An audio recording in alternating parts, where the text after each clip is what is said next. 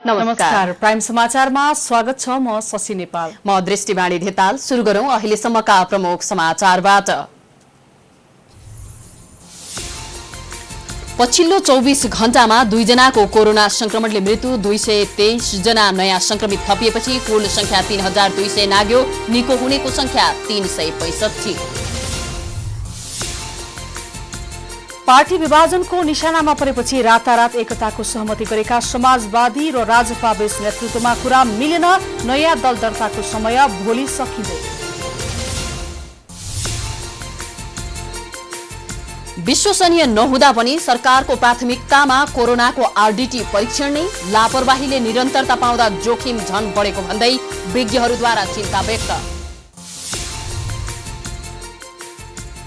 नेपाल प्रहरी भित्रको सरुवा बढुवा प्रक्रिया शक्ति र पहुँचका आधारमा हुने प्रवृत्ति अझै मौलाउँदै राजनीतिक हस्तक्षेप मुक्त नभएसम्म सुधार नआउने पूर्व प्रहरी अधिकारीको ठोकुवा। आर्थिक वर्ष 2077-78 को बजेटमा ढुवानीमा मूल्य अभिवृद्धि कर लगाउने व्यवस्था गरेसँगै व्यवसायीहरू रुष्ट, निर्णय फिर्ता नगरे आन्दोलन गर्ने चेतावनी। कोभिड-19 को संक्रमण फैलिन नदिन सार्वजनिक स्थलमा मास्क लगाउन विश्व स्वास्थ्य संगठनको सुझाव। पूर्ण रूपमा जोखिम भने कम नहुने।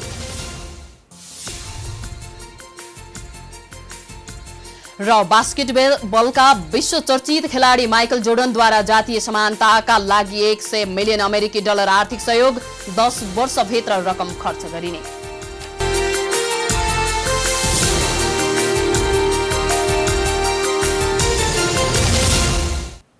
अब समाचार विस्तारमा।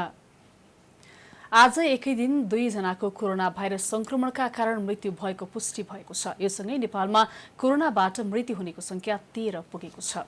जेठ 21 गते मृत्यु भएका डोल्पाका एक पुरुष र जेठ 23 गते मृत्यु भएकी धनगढीकी महिलामा कोरोना भाइरस संक्रमण पुष्टि भएको हो। जगदुल्ला गाउँपालिका 3 का 58 वर्षीय पुरुष र कैलालीकी 55 वर्षीय महिलामा कोरोना पुष्टि भएको स्वास्थ्य तथा जनसङ्ख्या मन्त्रालयका प्रवक्ता डाक्टर विकास देवकोटाले जानकारी दिनुभयो। पोजिटिभ भएका व्यक्तिहरूको मृत्यु भएको खबर छ, दुःखद खबर। डोल्पामा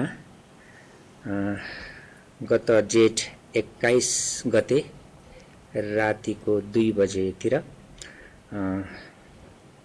एकजना व्यक्ति 58 वर्षीय पुरुष जो जगदुल्ला डोल्पाका हुनुहुन्छ, उहाँको 16 गते सुर्खेतबाट जानुभएको, 18 गते डोल्पा पुगेर क्वारेन्टाइनमा रहनुभएको थियो र 21 गते राति 2 बजे यानि कि बिहानको 2 बजे सबेरै मृत्यु भएको छ। उहाँ दमको रोगी भनेर हामीलाई जानकारी प्राप्त भएको छ। नेपालमा 323 जना कोरोना भाइरसबाट नयाँ संक्रमित फेला परेका छन्। पछिल्लो 24 घण्टामा 323 जनामा कोरोना भाइरस संक्रमण पुष्टि भएको स्वास्थ्य तथा जनसङ्ख्या मन्त्रालयले शनिबार आयोजना गरेको पत्रकार सम्मेलनमा जानकारी दिएको हो। मन्त्रालयका प्रवक्ता देवकोटाले थप 323 जनामा कोरोना पुष्टि भएसँगै मुलुकमा संक्रमितको संख्या 3235 पुगेको जानकारी दिनुभयो। जनस्वास्थ्य प्रयोगशालामा गरिएको परीक्षणमा 17 जनाको पोजिटिभ आएको छ। अर्घाखाँचीका 1 जना 50 वर्षीय पुरुष, कपिलवस्तुका क्वारेन्टाइनमा रहेका 11 जना 19 देखि 50 वर्ष उमेरका पुरुष, उहाँहरू विजयनगर मौवाबाहका हुनुहुन्छ। त्यसैगरी नवलपरासीका 2 जना 25 वर्षीय पुरुषहरू, उहाँहरू पनि सुस्ताको क्वारेन्टाइनमा रहेका व्यक्तिहरू हुनुहुन्छ। रूपन्देही, रोहिणी र सुद्धोदनका 3 जना हुनुहुन्छ, 19 देखि 38 वर्ष उमेरका पुरुषहरू। त्यसैगरी राष्ट्रिय जनस्वास्थ्य प्रयोगशाला टेकुमा गरिएको परीक्षणमा 120 जनाको पोजिटिभ आएको छ। भक्तपुर कमल विनायकका 1 जना 31 वर्षीय महिला, धनुषा देउपुराका क्वारेन्टाइनमा रहेका 8 जना व्यक्तिहरू, 19 देखि 54 वर्ष उमेरका पुरुषहरू। त्यसैगरी कपिलवस्तु महाराजगञ्जका 39 जना 6 महिने बालिकादेखि 55 वर्ष उमेरसम्मका महिलाहरू हुनुहुन्छ। संक्रमित हुनेमा मोरङका 6, सुनसरीका 5, सप्तरीका 8, नवलपरासीका 3, बाँकेका 12, बर्दियाका 28, कास्कीका 3, स्याङ्जाका 10, बागलुङका 1, बझाङका 6, कञ्चनपुरका 2, अचामका 1, कैलालीका 2, डडेलधुराका 1, दैलेखका 47, डोल्पाका 1 जना छन्। त्यसैगरी सुर्खेतका 10, जाजरकोटका 4, सल्यानका 38, अर्घाखाँचीका 1, नवलपरासीका 2, रूपन्देहीका 3, भक्तपुरका 1, धनुषाका 8, कपिलवस्तुका 39, काठमाडौँका 4, महोत्तरीका 35, रौतहटका 6 र सर्लाहीका 27 जनामा संक्रमण पुष्टि भएको छ। नेपालमा अहिलेसम्म 70 जिल्लामा कोरोना संक्रमण पाइएको छ।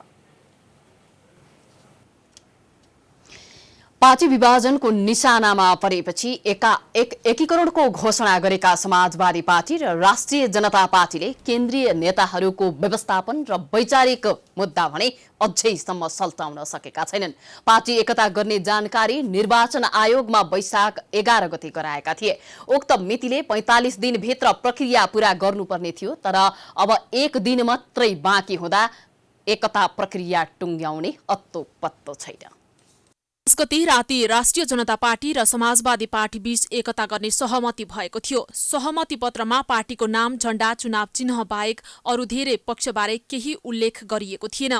10 गते रातिको सहमतिलाई आधार बनाएर दुवै दलका नेताहरू 11 गते निर्वाचन आयोग पुगेर एकताको सहमति पत्र बुझाएका थिए र बाँकी प्रक्रिया पूरा गरेर नयाँ पार्टी दर्ता गर्ने लक्ष्य लिएका थिए। तर एकीकृत पार्टीको नेतृत्व कसले गर्ने भन्ने विवादका कारण बाँकी प्रक्रिया अघि बढ्न सकेको छैन। निर्वाचन आयोगमा जानकारी गराएको मितिले 45 दिनभित्र एकताका लागि सबै कागजपत्र तयार गर्नुपर्ने थियो, तर आइतबार 45 दिन पुग्दैछ र एकताको ठोस सहमति भने हुन सकेन। दल दर्ताको समय सकिने लाग्दा समेत दुवै पार्टी बीच नेतृत्व कसलाई दिने भन्ने बारे अझै टुङ्गो लाग्न सकेको छैन। फरक फरक नेतृत्व सञ्चालनमा छलफल चलिरहे पनि कार्यकारी अधिकार समाजवादीले राख्ने कि राजपाले भन्नेमा विवाद छ।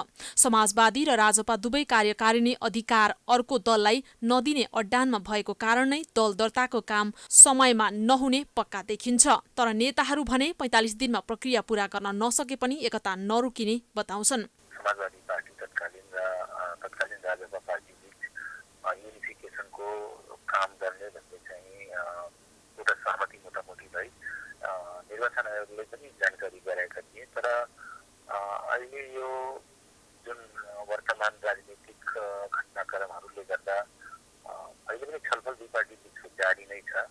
तर केही कुराहरूमा पनि भागभण्डाका कुराहरू दुवै पक्षबाट कुरा नमिलेपछि नेकपा मोडलको 2 अध्यक्षीय प्रणालीमा जाने बारे पनि छलफल भइरहेको छ। लकडाउन खुलेको 10 दिनभित्र दर्ता गर्न सकिने भनेर आयोगकै पदाधिकारीले मौखिक रूपमा भनेको बताउँदै समयमा दर्ता प्रक्रिया अघि बढ्न नसके पनि पार्टी एकीकरण भएर छोड्ने नेताहरूको दाबी छ। समय गराउनु पर्ने त छँदैछ कि यो लकडाउनको कारणले गर्दाखेरि लकडाउन सकिएको 10 दिनसम्म पनि हामीले टाइम पाउने एउटा अर्को प्रावधान छँदैछ। बराबर अधिकार बाँडफाँड गरेर दुवै पार्टीको तर्फबाट नेतृत्व तहमा चाहिँ नेताहरू बराबर सङ्ख्यामा देखिने गरी हामी त्यसको एडजस्टमेन्टमा छौँ।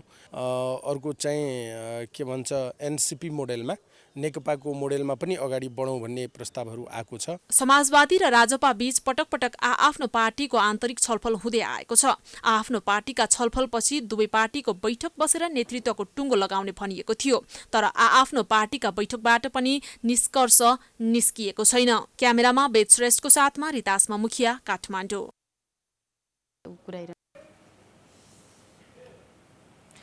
भूकम्पले क्षतिग्रस्त 2072 सालको भूकम्पले क्षतिग्रस्त बनाएको काठमाडौँको रानीपोखरी पुनर्निर्माण अन्तिम चरणमा पुगेको छ। लकडाउन अवधिमा काम भइरहेको रानीपोखरी अबको 1 महिनाभित्र प्रयोगमा आउने दाबी गरिएको छ।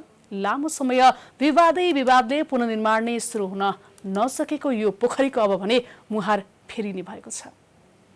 72 सालको भूकम्पमा क्षति पुगेको रानीपोखरीको लकडाउन अवधिमा पनि काम रोकिएन। सीमित जनशक्तिका साथ भइरहेको रानीपोखरीको पुनर्निर्माणको काम अन्तिम चरणमा पुगेको छ।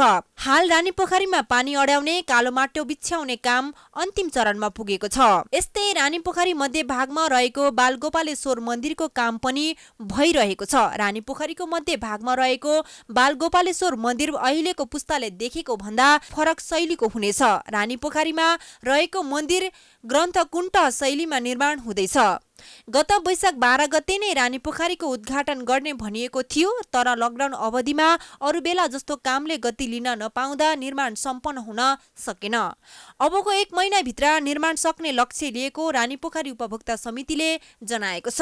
होइन, पोखरी चाहिँ 10 दिनमै सक्छ। जुन अब यो पुनर्निर्माणकै जिम्मामा आएको बत्तीको पानी तान्नलाई चाहिँ प्रब्लम अलिअलि छ, त्यो चिज जुन दिन सक्छ त्यो आज भोलि आयो भने जस 15 दिनभित्र सुरुवात चाहिँ हुन्छ।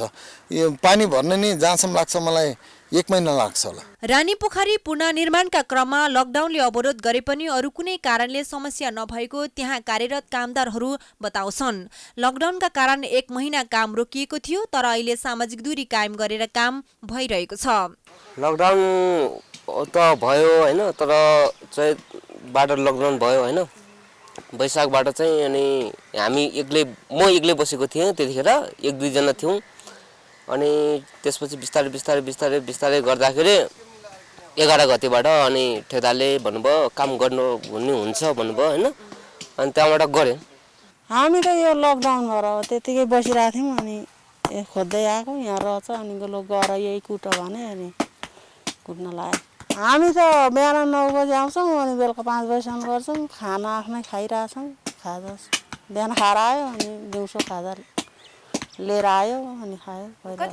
अबको करिब 2 हप्ताभित्र मन्दिर बाहेक पोखरी निर्माणको काम सकाउने लक्ष्य रहेको राष्ट्रिय पुनर्निर्माण प्राधिकरणले बताएको छ। त्यसपछि रानीपोखरीमा पानी भर्ने काम सुरु हुनेछ। वर्षात लागू अगावै पोखरीको काम सकाउने लक्ष्य रहेको छ। पहिलो पटक क्षतिग्रस्त मन्दिरलाई युरोपेली प्रभावमा परेका जङ्गबहादुर राणाले गुम्बज शैलीमा पुनर्निर्माण गराएका थिए। 90 सालको भुइँचालोपछि राणा प्रधानमन्त्री जुद्ध शमशेरले पनि गुम्बज शैलीमै निर्माण गराएका थिए। अहिले प्राधिकरणद्वारा गठित विज्ञ टोलीको सिफारिसमा यसलाई फेरि मौलिक शैलीमै निर्माण गरिएको छ। प्राइम टाइम्स टेलिभिजनको लागि क्यामेरामा दिपु शाहका साथ लक्ष्मी विश्वकर्मा, काठमाडौँ। संघीय संसदमा विनियोजनमाथि छलफल चलिरहेको छ। शनिबारको छलफलमा सांसदहरूले सरकारलाई विभिन्न विषयमा कमी कमजोरी सच्याउन सुझाव दिएका छन्। प्रमुख प्रतिपक्ष दल नेपाली कांग्रेसले जनताप्रतिको जिम्मेवारी पूरा गर्न सबै दल एक ठाउँमा उभिएर राष्ट्रिय अठोट गर्नुपर्ने आवश्यकता रहेको जनाएको छ। प्रतिनिधि सभाको शनिबारको बैठकमा विनियोजन विधेयकमाथिको छलफलमा भाग लिँदै कांग्रेसका डाक्टर मिनेन्द्र प्रसाद रिजालले जनताप्रतिको जिम्मेवारी पूरा गर्न सबै राजनीतिक दल एक ठाउँमा बस्नुको विकल्प नरहेको बताउनुभयो। कोभिड-19बाट प्रभावित मुलुकमा त्यसको असर कम गर्न सरकारले ध्यान दिन नसकेको आरोप लगाउँदै रिजालले अहिलेको अवस्थामा सबै एक ठाउँमा उभिएर एउटा राष्ट्रिय अठोट गर्नुपर्ने आवश्यकता रहेको धारणा राख्नुभयो। सदनमा विनियोजन विधेयकमाथि खर्च कटौतीको प्रस्ताव प्रस्तुत गर्दै डाक्टर रिजालले सरकारमा पुँजीगत खर्च गर्न सक्ने क्षमता र योजना नभएको जिकिर गर्नुभयो। उहाँले अर्थ मन्त्रालयको चालु खर्च रु 25 अर्बबाट घटाएर गत वर्ष चाहिँ रु 8 अर्बमा सीमित पारियोस् भनेर प्रस्ताव प्रस्तुत गर्नुभयो। अहिले जनता कोरोनाबाट कसरी उम्कने भन्नेमा छ। बाहिर बसेका नेपालीहरू कसरी देशमा पुग्ने भन्ने चिन्तामा हुनुहुन्छ, अनि सरकारमा बसेकाहरू कसरी कार्पेटको व्यवस्था गर्ने भनेर मस्त छन्। कार्पेटको व्यवस्था गर्दैछ सरकार, अनि सरकारको सत्तारूढ दलका अरू मानिसहरू सत्ताको बाँसुरी, सत्ता सम्भावनाको बाँसुरी कुन धुनमा बजायो भने राम्रोसँग बज्छ भनेर प्रयत्न गरिरहेछन्। योभन्दा हास्यास्पद केही हुन्न। नेपाली जनताको दुःखमा अझ नुन नछर्किनु छ घाउमा। सँगै भनौँ, अहिले पनि भन्छौँ, सँगै बसौँ, काम गरौँ। विनियोजन विधेयकमाथिको छलफलमा भाग लिँदै सांसद गोकर्ण विष्टले सरकार चुनौतीको सामना गर्न उच्च स्तरमा समन्वय गरेर अघि बढ्नुपर्ने बताउनुभयो। उहाँले कृषि उत्पादनलाई आत्मनिर्भर बनाउन, औद्योगिक उत्पादनलाई प्राथमिकता दिन र उत्पादनमा आत्मनिर्भर बनाउन सरकारले ध्यान दिनुपर्ने बताउनुभयो। कृषि उत्पादनमा कसरी देशलाई आत्मनिर्भर बनाउने, कसरी औद्योगिक उत्पादनमा रोजगारी सिर्जनाको हिसाबले औद्योगिक उत्पादनलाई प्राथमिकता दिने, परम्परादेखि चलिआएको वैदेशिक उत्पादित वस्तुको खपत गर्ने बजारमा परिणत भएको हाम्रो देशलाई कसरी तुलनात्मक हिसाबले उत्पादनमा आत्मनिर्भर बनाउने भन्ने सन्दर्भमा हामीले अझ धेरै जोड दिनु जरुरी छ। सांसद लक्ष्मण लाल कर्णले अहिलेको सरकारसँग गरिब किसानको उत्थान गर्न के कार्यक्रम छ जानकारी दिन माग गर्नुभयो। बजेटलाई हेर्दा घरमा पूजा गर्दा बिरालो बाँधेर गर्ने भन्ने बाहेक केही नभएको उहाँको भनाइ छ। देशमा यस्तो महामारी आइसक्यो, किसानहरू खान बिना मरिरहेको भन्दै सरकारले यसमा ध्यान दिन नसकेको धारणा राख्नुभयो। महामारी को प्रभाव केवल मानिसको जीवनमा बिरामीको रूपबाट मात्रै परेको छैन, उसको सम्पूर्ण कारोबार बन्द भएको छ। देशको आर्थिक अवस्था समाप्त भइसक्यो छ। यसको उत्थान कसरी गर्ने त यो बजेटले दिएको छ बाटो।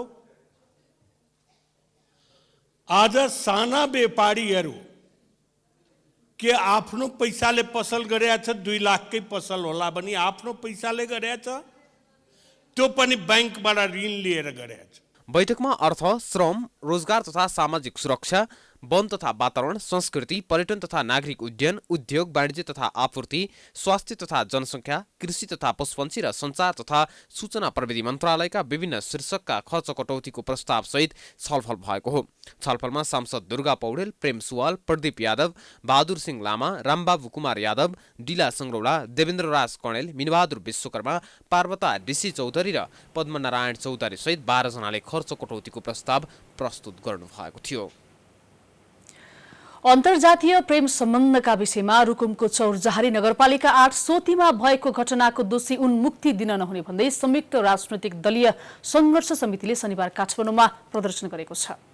रुकुमको चौरजहारी नगरपालिका 8 सोतीमा जाजरकोटको भेरी नगरपालिका 4 का दलित युवालाई गाउँलेले लखेटेपछि भेरी नदीमा परेर मृत्यु भएको घटनाको दोषीलाई कड़ा कारबाही गर्नुपर्ने भन्दै समितिले माइती घरमा बृहत प्रदर्शन गरेका हुन्। प्रदर्शनमा विभिन्न दलका नेता, सांसद लगायतको सहभागिता थियो। उनीहरूले उक्त घटनाको अनुसन्धान गहिराईमा हुन नसकेको आरोप पनि लगाएका थिए। जातीय नरसंहारकारीलाई हदैसम्मको कारबाही गर्नुपर्ने भन्दै उनीहरूले नाराबाजी गरेका थिए। कांग्रेस सांसद प्रकाश रसाइलीले उक्त घटनाका दोषीलाई उम्काउन सक्ने देखिएको बताउनुभयो। संसदीय समिति गठन गर्ने घोषणा भए पनि अझै पनि गठन हुन नसक्नु दुःखद भएको उहाँको भनाइ छ। उहाँले घटनामा संलग्नलाई कड़ा कारबाही नभएसम्म सडक र सदनबाट निरन्तर खबरदारी गर्ने जिकिर गर्नुभयो। हाम्रो खबरदारी जारी रहन्छ हैन। त्यसैले चाहिँ अहिले पनि संसदमा के हो भने संसदले सभामुखले प्रतिबद्धता जाहेर गर्नुभयो, त्यसमा सहमति जुटाउने प्रक्रिया भइरहेको छ। हामीले खोजेको के हो भने संसदीय समितिको नेतृत्व दलित समुदायकै सांसदले नेतृत्व गर्नुपर्छ भन्ने कुरा हो। गैर दलित प्रेमिकालाई भगाएर बिहे गर्न जाजरकोट रुकुम पश्चिमको चौरजहारी नगरपालिका 8 सोती गएका नवराज विक्क सहित 18 जनालाई स्थानीयले कुटपिट गरेका थिए। त्यसमा नवराज सहित 6 जनाको ज्यान गएको थियो। उनीहरूको शव भेरी नदीमा भेटिएको थियो। घटनामा संलग्नता भएको आरोपमा प्रहरीले थप 7 जनालाई पक्राउ गरेको छ। यो सँगै पक्राउ पर्नेको संख्या 25 पुगेको छ। पीडित पक्षले 20 जनाको नाममा किटानी जाहेरी दिएको थियो। त्यसमध्ये यसअघि 18 जनालाई पक्राउ गरिएको थियो। अझै 2 जना फरार रहेका छन्। उनीहरू सबै एकै गाउँ सोतीका रहेका छन्।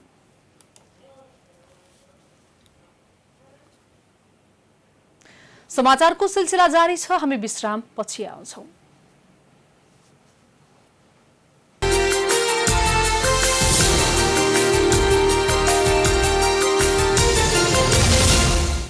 विश्रामपछि स्वागत छ। अब बाँकी समाचार। हालसम्म नेपालमा कोरोना भाइरस परीक्षणको संख्या 2,30,000 पुगेको छ। तीमध्ये 92 भन्दा धेरैको पीसीआर टेस्ट गरिएको छ। आरडीटी र पीसीआर गरिए पछिल्लो 24 घण्टामा 9,000 भन्दा धेरै परीक्षण भएको छ। अहिले देशभरका आइसोलेसनमा 2,800 भन्दा बढी संक्रमितको उपचार भइरहेको छ। अहिलेसम्म कुल 2,29,914 जनाको कोरोना भाइरस परीक्षण गरिएको छ। हालसम्म 92,477 जनाको पीसीआर परीक्षण र 1,37,437 जनाको आरडीटी टेस्ट सम्पन्न भएको स्वास्थ्य तथा जनसङ्ख्या मन्त्रालयका प्रवक्ता डाक्टर विकास देवकोटाले जानकारी दिए। पछिल्लो 24 घण्टामा 4,111 वटा पीसीआर परीक्षण भएको छ भने आरडीटी विधिबाट 5,570 वटा परीक्षण भएको छ। दुवै विधि गरेर पछिल्लो 24 घण्टामा 9,681 वटा परीक्षण भएको छ। अहिलेसम्म प्रदेश 1 मा 13,089, प्रदेश 2 मा 9,356, बागमती प्रदेशमा 26,763, गण्डकी प्रदेशमा 9,350, प्रदेश 5 मा 31,780, सुदूरपश्चिम प्रदेशमा 29,878 र कर्णाली प्रदेशमा 17,219 जनाको र्यापिड टेस्ट सम्पन्न भएको छ। मन्त्रालयका अनुसार हालसम्म देशभरका क्वारेन्टाइनमा 1,68,031 जना रहेका छन्। तीमध्ये प्रदेश 1 मा 4,303, प्रदेश 2 मा 21,092, बागमती प्रदेशमा 3,513, गण्डकी प्रदेशमा 5,398, प्रदेश 5 मा 41,217, कर्णाली प्रदेशमा 32,265 र सुदूरपश्चिम प्रदेशमा 60,243 जनालाई क्वारेन्टिनमा राखिएको छ। शनिबार साँझ 5 बजेसम्म प्रदेश 1 मा 170, प्रदेश 2 मा 943, बागमती प्रदेशमा 55, गण्डकी प्रदेशमा 70, प्रदेश 5 मा 961, कर्णाली प्रदेशमा 567 र सुदूरपश्चिम प्रदेशमा 91 जना संक्रमितको आइसोलेसनमा उपचार भइरहेको छ। 2,857 जना संक्रमितको आइसोलेसनमा उपचार हुँदैछ। त्यसैगरी अहिलेसम्म 365 जना उपचारपछि निको भएर डिस्चार्ज भएका छन्। अहिलेसम्म डिस्चार्ज हुनेहरूमध्ये प्रदेश 1 मा 79, प्रदेश 2 मा 133, बागमती प्रदेशमा 32, गण्डकी प्रदेशमा 3, प्रदेश 5 मा 96, कर्णाली प्रदेशमा 9 र सुदूरपश्चिम प्रदेशमा 13 जना रहेका छन्। पुरुष 249 र महिला 66 जना उपचारपछि निको भएर घर फर्किएका हुन्। पछिल्लो 24 घण्टामा 32 जना निको भएर घर फर्किएका हुन्। कोरोना भाइरसको आरडीटी परीक्षणको विषयमा धेरै प्रश्नहरू उठे पनि सरकारले त्यसलाई रोक्न सकेको छैन। आरडीटी गरे पनि संक्रमण भए नभएको यकिन गर्न पीसीआरमै भर पर्नुपर्ने अवस्था छ। कोरोना परीक्षणमा पीसीआर नै भर पर्दो भनिए पनि सरकारले यसको दायरा फराकिलो बनाउन सकेको छैन। बरु अहिले पनि आरडीटी परीक्षणकी संख्या बढिरहेको छ। जेठ 16 गते सुर्खेतबाट डोल्पा पुगेका एक पुरुषको आरडीटी परीक्षण गरिएको थियो। आरडीटी रिपोर्ट नेगेटिभ आएपछि घर लगिएका उनको 20 गते मृत्यु भएको थियो। मृत्युपछि सङ्कलन गरिएको पीसीआर परीक्षणमा कोरोना संक्रमण पुष्टि भयो। जेठ 8 गते भारतबाट दैलेख पुगेका नारायण नगरपालिका 2 का 3 जनाको आरडीटी परीक्षण गरियो। केही दिन नारायण क्याम्पसको क्वारेन्टिनमा बसेका उनीहरूलाई आरडीटी रिपोर्ट नेगेटिभ आएको भन्दै घर पठाइयो। तर पीसीआर रिपोर्ट पोजिटिभ आएको भन्दै फेरि क्वारेन्टिनमा बोलाइएको छ। यी दुई त प्रतिनिधि घटना मात्रै हुन्। यी घटनाले आरडीटीको औचित्य नभएको पुष्टि गर्छ। तर सरकार भने आरडीटीलाई जोड दिइरहेको छ। नेपालमा कोरोना भाइरसको लागि पीसीआर र आरडीटी गरी दुई किसिमका प्रयोगशाला परीक्षण प्रयोगमा छन्। पीसीआर भन्दा आरडीटी परीक्षण नै तीव्र रूपमा गरिएको छ। आरडीटी परीक्षणको संख्या बढेसँगै आरडीटी पोजिटिभ भएका मान्छेमा पीसीआर नेगेटिभ, आरडीटी नेगेटिभ भएकामा पीसीआर पोजिटिभ जस्ता समाचारहरूले जनमानसमा दुविधा र भ्रम सिर्जना गरेको छ। आरडीटी परीक्षण व्यापक रूपमा भए तापनि कोभिड-19 संक्रमण पहिचानमा यसको भूमिका भने नगर्ने जस्तै छ। जनस्वास्थ्यविद डाक्टर रविन्द्रनाथ पाण्डेका अनुसार आरडीटी संक्रमण फैलिसकेपछि परीक्षण गर्ने विधि नै होइन। ऱ्यापिड टेस्ट कस्तो हुन्छ भने जस्तो चाहिँ अब मैले तपाईँलाई जस्तो एउटा इक्जाम्पल दिउँ, आजभन्दा 2 वर्षपछि नेपालमा कोरोना सङ्क्रमण छ कि छैन भनेर चाहिँ एउटा सर्वे गर्दाखेरि टेस्ट गर्यो भने त्यसमा चाहिँ उपयोगी हुन्छ। त्यसबाट टेस्ट गरेको कुनै अर्थ छैन। यो चाहिँ के हो भने एउटा चाहिँ हामीले यति हजारलाई टेस्ट गऱ्यौँ भनेर चाहिँ एउटा चाहिँ बाहिर चाहिँ हामी 60,000लाई टेस्ट गऱ्यौँ भनेर चाहिँ एउटा चाहिँ भन्नको लागि मात्रै एउटा चाहिँ मिथ्याङ्क, यो तथ्याङ्क होइन, यो मिथ्याङ्क हो। जनस्वास्थ्यविदका अनुसार रोगको प्रारम्भिक चरणमा आरडीटीको नतिजा नेगेटिभ आउँछ। त्यसैले कोभिड-19 निदानका लागि एन्टिबडी परीक्षण घातक पनि हुन सक्छ। जनस्वास्थ्य विज्ञहरूले आरडीटीको विश्वसनीयता नभएकाले यसलाई रोकेर पीसीआर पद्धतिबाट नै कोभिड-19 को परीक्षण गर्नुपर्ने सुझाव दिइरहेका छन्। तर सरकारले भने उनीहरूले दिएको सुझावलाई बेवास्ता गरेर फेरि पनि आरडीटी किट किन्ने प्रक्रिया अगाडि बढाएको छ। विश्व स्वास्थ्य संगठनले पनि पीसीआर विधिबाट नै परीक्षण गर्न सिफारिस गरेको छ। त्यसैले कोरोना परीक्षणका लागि सरकारले पीसीआर विधिलाई नै प्राथमिकतामा राख्नुपर्छ। प्राइम टाइम्स टेलिभिजनका लागि डेभिड पाण्डे, काठमाडौँ। हेटौडा स्थित वनविज्ञान अध्ययन संस्थान फरेस्टिकका प्राध्यापक डाक्टर ललित कुमार लाल दासले कोरोना भाइरस विरुद्धको भ्याक्सिन तयार पारेको दावी गर्नुभएको छ। विश्वव्यापी महामारीको रूपमा फैलिएको भाइरस विरुद्ध लड्न प्रतिरोधात्मक र उपचारात्मक औषधि आफूले 70 दिन लगाएर तयार पारेको उहाँले दावी गर्नुभएको छ। उहाँले आफ्नो खोज र यसको परीक्षणका लागि सम्बन्धित निकायलाई आग्रह समेत गर्नुभएको छ। बोट बिरुवामा आधारित औषधि निकालेको भन्दै विज्ञहरूबाट पनि यसबारे आफूलाई प्रतिक्रिया प्राप्त भइरहेको समेत बताउनु भएको छ। भाइरस निको हुने र मानिसमा रोग प्रतिरोधी क्षमता बढाउने गरी 2 प्रकारको नमुना तयार बनाइएको उहाँले दावी गर्नु भएको छ। यता विश्व स्वास्थ्य संगठन WHO ले पनि कोरोना विरुद्धको भ्याक्सिनमा चासो देखाएको छ। हेटौडा स्थित वनविज्ञान अध्ययन संस्थानको प्रयोगशालामा तयार पारिएको कोरोना विरुद्ध निर्माण भएको औषधि तथा प्रयोगशालाको सन्दर्भमा WHO ले चासो लिएको हो। डाक्टर दासले WHO ले भिडियो वार्तामा नेपाल सहित 73 राष्ट्रसँग प्रत्यक्ष रूपमा कोरोना विरुद्ध निर्माण भइरहेको औषधि र आवश्यक सहयोग सम्बन्धी छलफल भइरहेको समेत बताउनु भएको छ।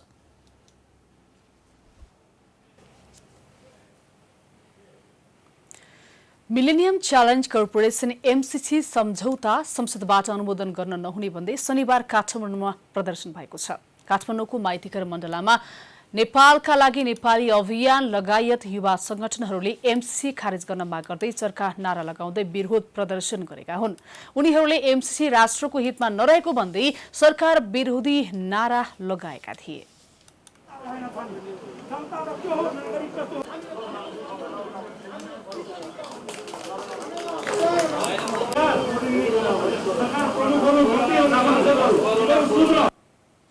MCC सम्झौता राष्ट्रघाती रहेको दाबीसहित त्यसलाई पारित गर्न नहुने भन्दै सदन र सडकमा विरोध चर्किरहेको छ। सरकारले संसदको जारी अधिवेशनबाटै MCC पारित गर्ने तयारी गरिरहेको छ, तर सत्तारूढ नेकपा भित्रैबाट MCC को विरोध भइरहेको छ। विरोधपछि नेकपाले गठन गरेको MCC अध्ययन कार्यदलले पनि संशोधन नगरी संसदबाट अनुमोदन गराउन नहुने सुझाव दिएको छ। लकडाउनको मौका छोपी सिराहाका क्रसर उद्योगहरूले अवैध रूपमा कमला नदीमा जथाभावी उत्खनन गर्न थालेका छन्। जथाभावी नदीजन्य वस्तुको उत्खनन गर्दा नदी आसपासका बस्तीहरू जोखिममा पर्दै गएका छन्। सिराहाको पूर्वी तटबन्ध अन्तर्गत कजरना नगरपालिका क्षेत्रमा 1 हप्तादेखि गैरकानूनी रूपमा उत्खनन भइरहेको छ। अवैध रूपमा उत्खनन हुँदा समेत सम्बन्धित निकायले चासो नदेखाएको प्रति स्थानीय आक्रोशित भएका छन्। प्रशासनले चासो नदिएको भन्दै स्थानीयले उत्खनन कार्यलाई रोक्न जाँदा तस्करहरूले लखटेको स्थानीयको भनाइ छ। राख्नु भएको छ। अहिले तपाईको 3वटा जेसीबी र धेरै नै टिफरहरू छ। यिनीहरूले चाहिँ यहाँबाट अवैध उत्खनन गरेर क्रेसरमा यो ग्राभलहरू लगिराखेको छ र यसरी यो खन्ने क्रममा अब यहाँको नजिकै तपाईँ हेरिराख्नुपर्छ। यतिर हजारौं बिघा तरबुज गर्ने खेती गर्ने जमिनहरू छन् र त्यो खेतहरू कटान गरेर लाने त्रासहरू पनि किसानहरूमा बढिराखेको देखिन्छ। त्यसैले नदीमा उत्खनन रोक्न प्रशासनलाई गुहार माग्दा समेत उत्खनन नरोकिएको स्थानीयको गुनासो रहेको छ। नदीजन्य वस्तुको उत्खननले खेतीयोग्य जमिन समेत बगरमा परिणत हुने खतरा बढिरहेको छ। जिल्ला प्रशासन कार्यालय सिराहाले एक्सकाभेटर लगाएर उत्खनन गर्नु नियम विपरीत भएको बताएको छ।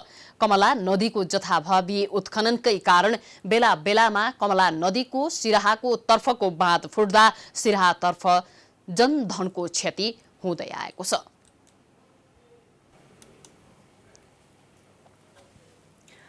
नेपाल प्रहरी भित्रको सरुवा बढुवा प्रक्रिया सधैँ विवादमा आउने गरेको छ। प्रहरी संगठन भित्रका तल्लो सदनदेखि माथिल्लो तहसम्मको बढुवामा राजनैतिक हस्तक्षेप र पहुँच हुनेहरूकै हालिमुहाली देखिँदै आएको छ। शुक्रबार नेपाल प्रहरीको प्रहरी नायब निरीक्षक सहीबाट प्रहरी निरीक्षक इन्स्पेक्टर बढुवा सिफारिसमा पनि राजनीतिक शक्ति तथा पहुँच भएकाहरू परेका छन्।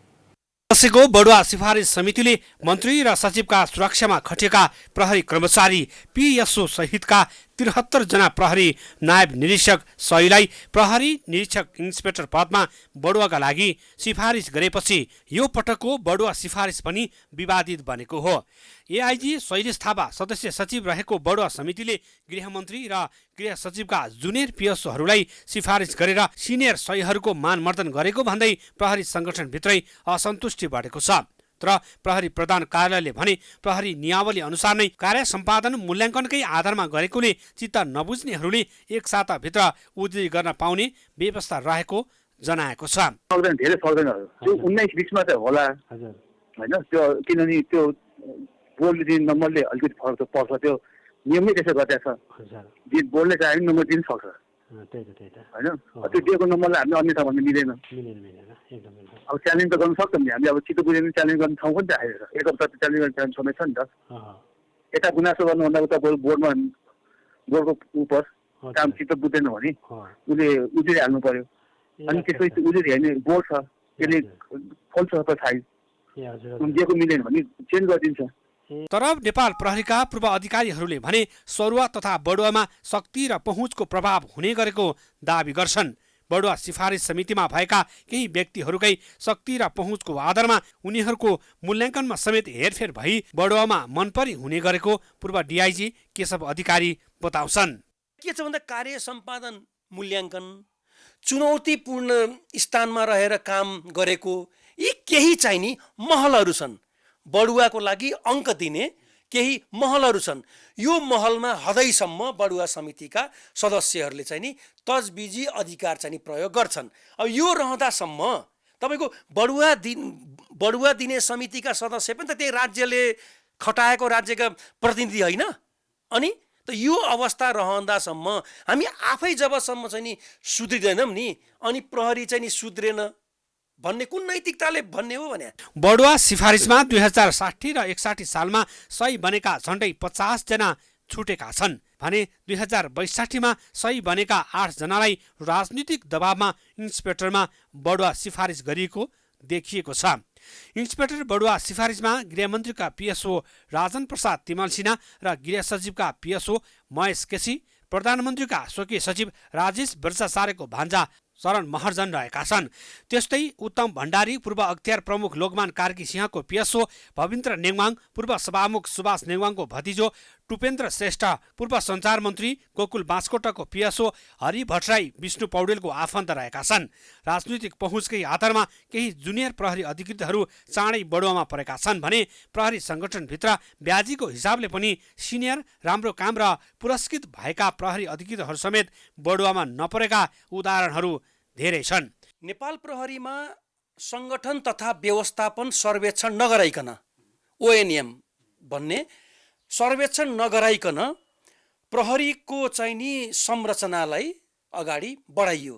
त्यसले गर्दा जहिले पनि हैन पद्धति चाहिँ नि एकातिर गिजोलिसकेपछि वृत्ति विकासको लागि प्रहरी अधिकृतले जे पनि गर्न तयार हुन्छ। यही अवस्थाले गर्दा राज्यका संयन्त्रहरूले प्रहरीलाई खेलाउने प्रशस्त चाहिँ नि मार्गहरू पायो। केही सिनियर अधिकृतहरूले त बीचमै प्रहरी सेवाबाट बिदा समेत भएका छन्। पछिल्लो 4 वर्ष यताको मात्रै तथ्याङ्कलाई आधार मान्ने हो भने पनि करिब 7,000 भन्दा बढीले प्रहरी सेवा छाडिसकेका छन्। क्यामेरामा दिपु शाहका साथ निरज तामाङ, काठमाडौँ। समाचारको सिलसिला जारी छ। हामी विश्राम पछि आउँछौँ। विश्राम अघि प्रमुख समाचार।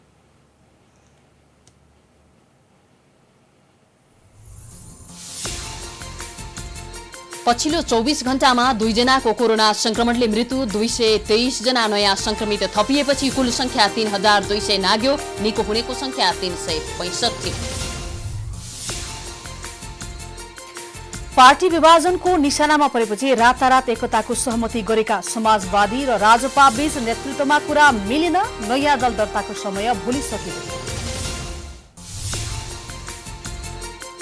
विश्वसनीय नहुँदा पनि सरकारको प्राथमिकतामा कोरोनाको आरडीटी परीक्षण नै लापरवाहीले निरन्तरता पाउँदा जोखिम झन बढेको भन्दै विज्ञहरूद्वारा चिन्ता व्यक्त।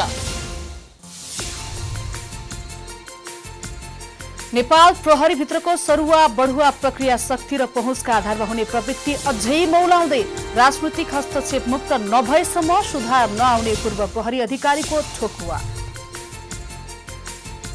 आर्थिक वर्ष 2077-78 को बजेटमा ढुवानीमा मूल्य अभिवृद्धि कर लगाउने व्यवस्था गरेसँगै व्यवसायीहरू रुष्ट, निर्णय फिर्ता नगरे आन्दोलन गर्ने चेतावनी। कोभिड-19 को संक्रमण फैलिन नदिन सार्वजनिक स्थलमा मास्क लगाउन विश्व स्वास्थ्य संगठनको सुझाव। पूर्ण रूपमा जोखिम भने कम नहुने। र बास्केटबलका विश्व चर्चित खेलाडी माइकल जोर्डनद्वारा जातीय समानताका लागि $100 मिलियन आर्थिक सहयोग, 10 वर्षभित्र रकम खर्च गरिने।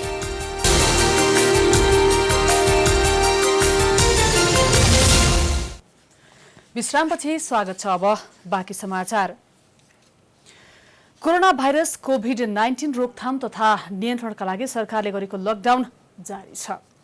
लकडाउन जारी भए पनि पछिल्लो समय उपत्यकामा सवारी चाप बढेको छ। गत चैत्र 11 गतेदेखि जारी गरेको लकडाउनका कारण जनजीवन प्रभावित बनेको छ। त्यसैले मानिसहरू लकडाउनको प्रवाह नगरी काममा निस्किँदा उपत्यकाका मुख्य सडकहरूमा सवारी साधनको चाप बढ्दै गएको छ।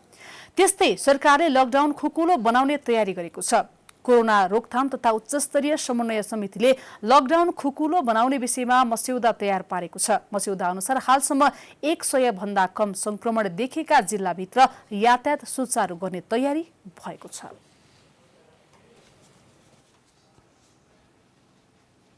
अब आर्थिक समाचार।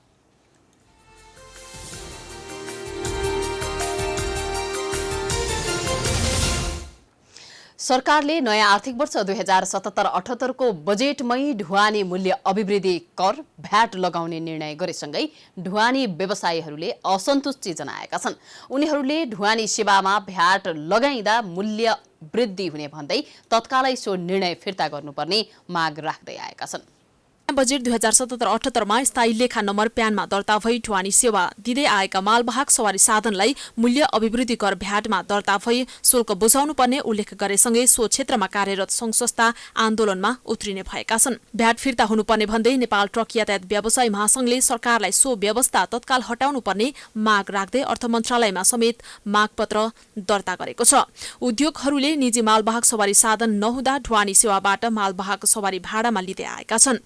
देशभर खुद्रा र फुल ट्रिप ढुवानीहरूको छाता संगठन ट्रक यातायात व्यवसायी महासंघले अर्थमन्त्री डाक्टर युवराज खतिवड़ालाई पत्र लेख्दै ढुवानी सेवामा भ्याट हटाउन माग गरेको छ। सो महासंघका महासचिव राजेन्द्र विक्रम बानियाले ढुवानीमा भ्याट लाग्ने भएपछि उत्पादन बजारमा लैजान लागत बढ्ने र उत्पादनको मूल्य नबढाई उपाय नै नहुने भन्दै भ्याट हटाउनु पर्ने बताए। यात्रुवाहक यातायात र मालवाहक दुवैमा चाहिँ नि यो भीएटीमा जानुपर्ने अवस्था थिएन। तर अहिले पनि यात्रुवाहक चाहिँ भीएटीमा नगए हुने, मालवाहक चाहिँ जानुपर्ने हुने, जुन एउटै पेसा एउटै व्यवसाय एउटै कार्यक्षेत्र रहेको व्यवसायलाई यो विभेदकारी निर्णय भयो। यसकारण यो विभेदकारी निर्णयलाई सच्याइयोस् र हामीलाई पनि यो भीएटीमा दर्ता नभई सञ्चालन हुन सक्ने प्रावधानमा ल्याइयोस् भने हो। महासंघले यात्रुवाहक जस्तै मालवाहक यातायात पनि सेवामूलक व्यवसाय भएकोले सोही समूह अन्तर्गत स्पष्ट रूपमा परिभाषित गर्न र व्यवसायको प्रकृतिका कारण भ्याटमा जान सम्भव नभएको जिकिर गरेको छ। पटक पटक लिखित र मौखिक रूपमा सो भ्याटको व्यवस्था हटाउनका लागि अनुरोध गरे पनि 2077-78 को बजेटमा भ्याटको व्यवस्था राखिएपछि रुष्ट बनेका व्यवसायीले आन्दोलनको चेतावनी दिएका छन्। 40-45 हजार चाहिँ हाम्रो संस्थासँग आबद्ध भएर सञ्चालनमा भएका ट्रकहरूका साँचोहरू लगेर जिल्ला प्रशासन कार्यालयमा बुझाइदिन्छौँ र चाहिँ नेपाल सरकारलाई चाहिँ हामी आफ्नो सवारी साधन घर ग्यारेजमा ठन्काउनुभन्दा विकल्प रहन्न। महासंघका अनुसार प्यान भ्याटमा दर्ता नभए ट्रक वा ढुवानी सेवाको साधनले बिजक जारी गर्न नपाउने भएकोले सो व्यवस्था कानून अनुसार मिलेको छैन। ढुवानी सेवाको साधन भएको व्यक्तिलाई मूल्य अभिवृद्धि कर लगाउन अव्यावहारिक भएकोले ढुवानी सेवाका साधनलाई भ्याटको सीमाभित्र नराखी भ्याटको ऐन 2052 को दफा 5 को उपदफा 3 सँग सम्बन्धित अनुसूची 1 खण्ड 9 मा राखिनुपर्ने समेत माग राखेका छन्। क्यामेरामा सञ्जित गोपालीको साथमा रोशन कार्कीको रिपोर्ट।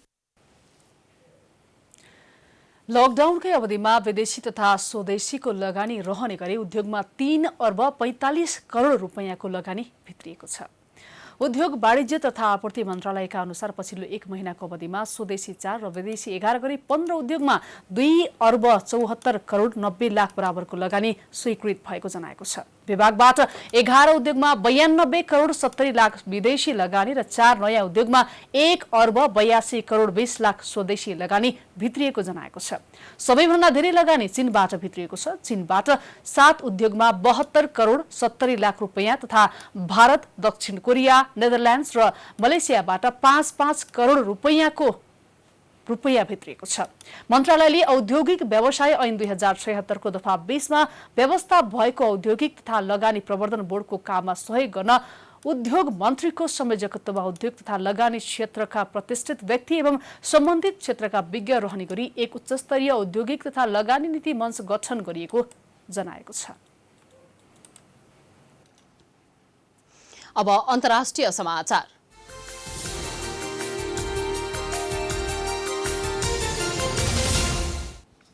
विश्व स्वास्थ्य संगठन WHO ले कोरोना भाइरसको संक्रमण फैलन नदिन सार्वजनिक स्थलमा मास्क लगाउन सुझाव दिएको छ।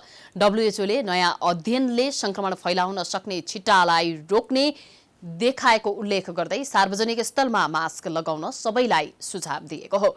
यसअघि WHO ले स्वस्थ व्यक्तिले मास्क लगाउनु पर्ने ठोस प्रमाण नरहेको बताएको थियो। बिरामी र उनीहरूको हेरचाहमा संलग्न व्यक्तिले भने मेडिकल मास्क नै प्रयोग गर्नुपर्ने WHO को भनाइ छ। साथै मास्कले केही मात्रामा संक्रमण रोक्ने काम गर्ने भएकाले मास्कले कोरोना रोक्छ भन्दै गलत सूचना प्रवाह नगर्न पनि सुझाव दिएको छ। अब खेलकुद समाचार।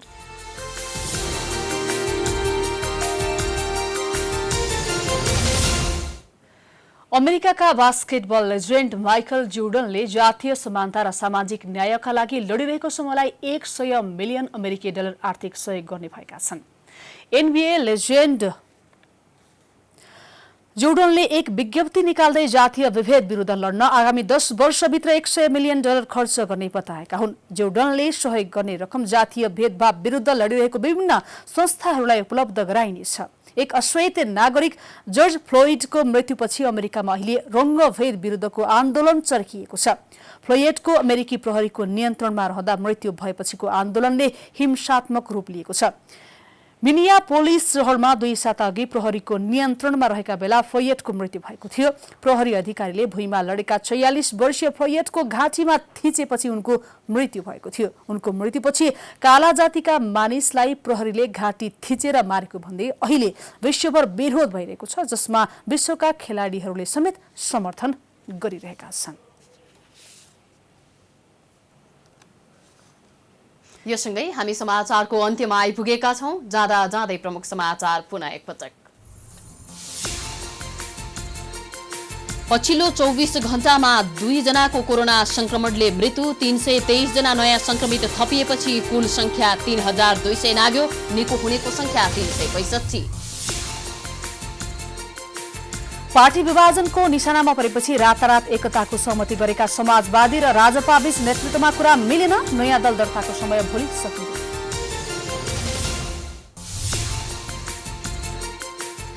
विश्वसनीय नहुँदा पनि सरकारको प्राथमिकतामा कोरोनाको आरडीटी परीक्षण नै, लापरवाहीले निरन्तरता पाउँदा जोखिम बढेको भन्दै विज्ञहरूद्वारा चिन्ता व्यक्त।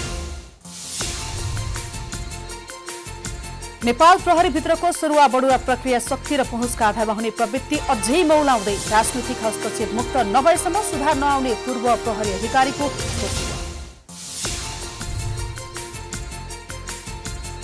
आर्थिक वर्ष 2077-78 को बजेटमा ढुवानीमा मूल्य अभिवृद्धि कर लगाउने व्यवस्था गरेसँगै व्यवसायीहरू रुष्ट, निर्णय फिर्ता नगरे आन्दोलन गर्ने चेतावनी। कोभिड-19 को संक्रमण फैलिन नदिन सार्वजनिक स्थलमा मास्क लगाउन विश्व स्वास्थ्य संगठनको सुझाव। पूर्ण रूपमा जोखिम भने कम नहुने।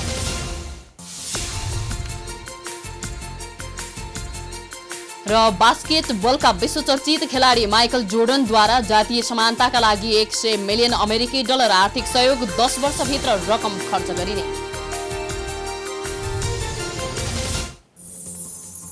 प्राइम समाचार अहिलेलाई सकियो। यसपछिको विशेष प्रस्तुति जनता जान्न चाहन्छन् ऋषि धमलाको साथमा। हेर्दै गर्नुहोला प्राइम टाइम्स टेलिभिजन। नमस्कार।